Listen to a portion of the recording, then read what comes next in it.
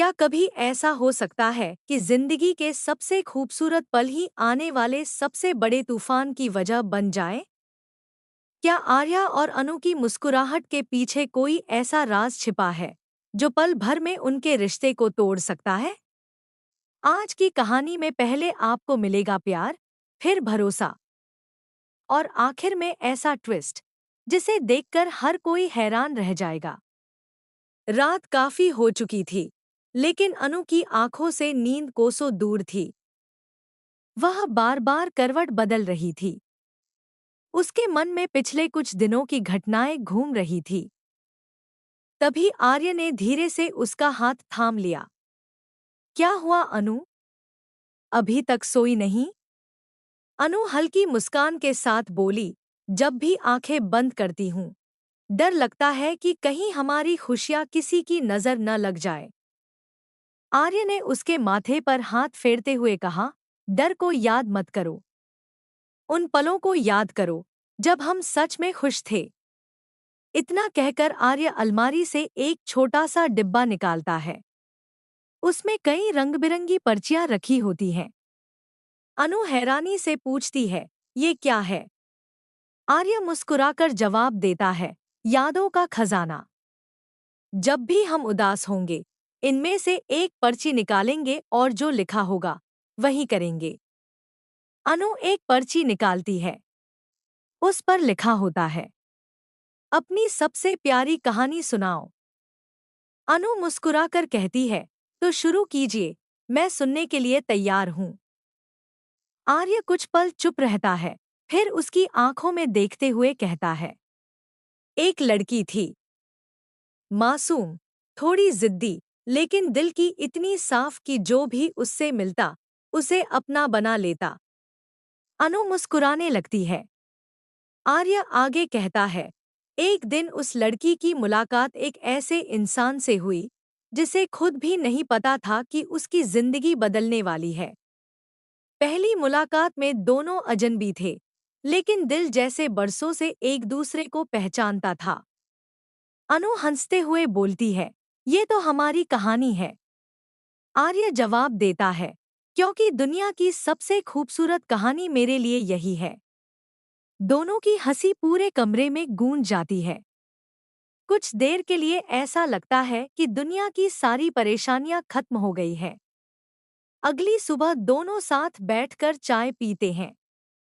छोटी छोटी बातों पर हंसते हैं।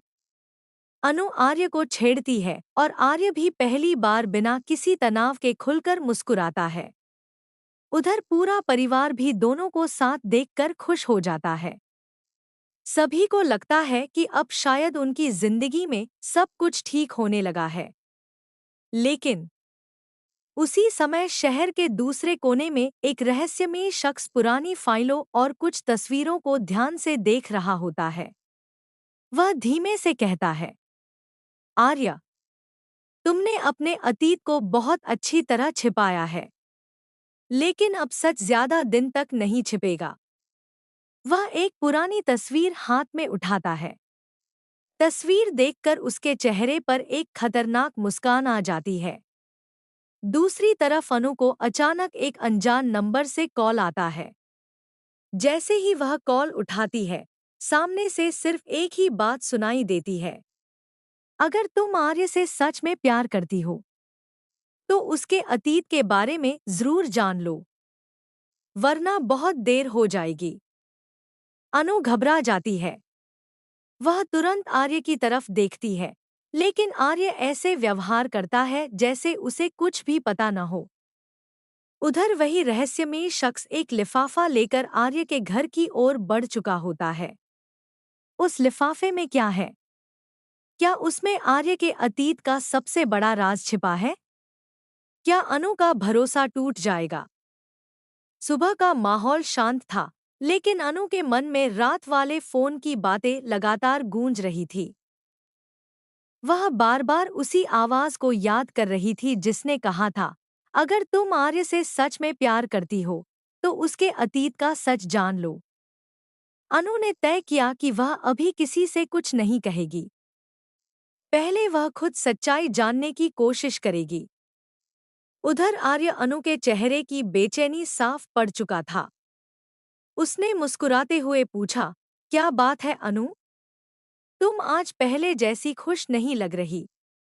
अनु ने मुस्कान बनाने की कोशिश की, लेकिन उसकी आंखों में सवाल साफ दिखाई दे रहे थे। इसी बीच घर की घंटी बजती है। दरवाजा खुलते ही एक कुरियर बॉय आर्य के नाम का एक बड़ा लिफाफा देकर चला जाता है। आर्य जैसे ही लिफाफा देखता है, उसके चेहरे का रंग उड़ जाता है। अनु यह सब नोटिस कर लेती है। क्या हुआ आर्य? इसमें ऐसा क्या है? आर्य तुरंत बात बदल देता है। कुछ नहीं। शायद ऑफिस के पुराने डॉक्यूमेंट्स होंगे। लेकिन अनु को पहली बार महसूस होता है कि आर्य उससे कुछ छिपा रहा है। थोड़ी देर बाद जब आर्य कमरे से बाहर जाता है, अनु की नज़र उसी लिफाफे पर पड़ती है। उसके मन में जबरदस्त उथल-पुथल शुरू हो जाती है। क्या मुझे इसे खोलना चाहिए? अगर इसमें कोई ऐसी बात हुई जो सब कुछ बदल दे? वह खुद को रोक लेती है। उधर आर्य अकेले में वह लिफाफा खोलता है। अंदर कुछ पुरानी तस्वीरें और एक चिट्ठी होती है। चिट्ठी में लिखा होता है, सच जितना भी छिपा लो, एक दिन सामने आ ही जाता है। अब तुम्हारा अतीत तुम्हारे वर्तमान से मिलने आ रहा है। यह पढ़ते ही आर्य की धड़कनें तेज हो जाती हैं। उसी समय एक अनजान नंबर से फिर कॉल आता है। तैयार हो जाओ।